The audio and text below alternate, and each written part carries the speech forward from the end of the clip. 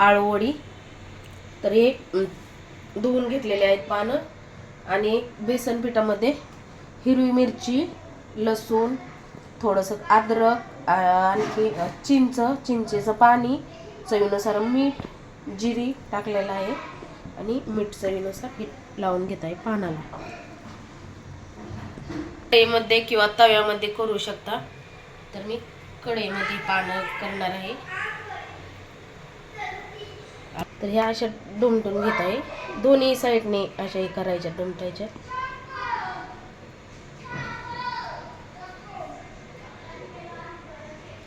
ह्या अशा करून घेतलेल्या आहेत।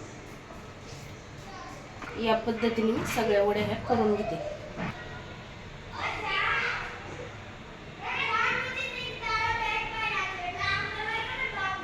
पान केलेले आहेत आणि एवढे असे राहिलेले आहेत, पाहू शकता, गावाकडून आणलेले आहेत। वड्या खूप वेगवेगळ्या पद्धतीने करत आहेत, ज्याची त्याची पद्धत वेगवेगळी, आम्ही तर अशाच करतो।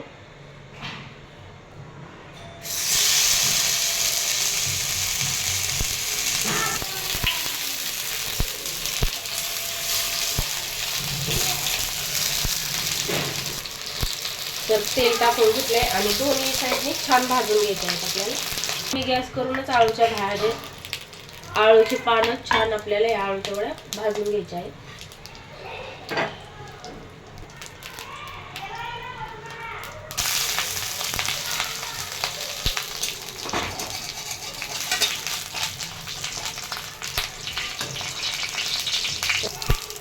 म्हणजे नरड्यात ते तडतड नाही करत, आणि तडतड पानं काही काही वेगळे असते, म्हणजे काही पानं चांगले असते, काही पानं तडतड होते नरड्यात।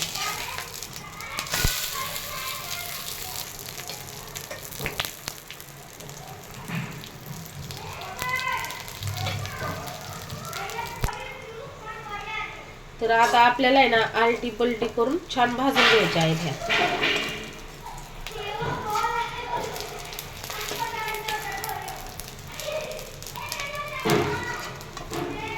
खरपूस आणि छान खुसखुशीत, आतमधलं बेसन पिठीना छान हे झालं पाहिजे, आतपर्यंत परतल्या पाहिजे, शिजल्या पाहिजे, नाही तर मग आत अशा कच्च्यावर राहत्यात आणि वरूनच जळत्यात।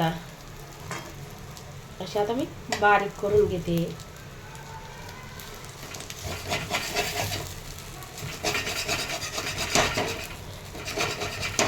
घ्यायचं चिर पाडल्यावर, म्हणजे आतपर्यंत छान शिजतात, भाजत्यात, शिजत्यात।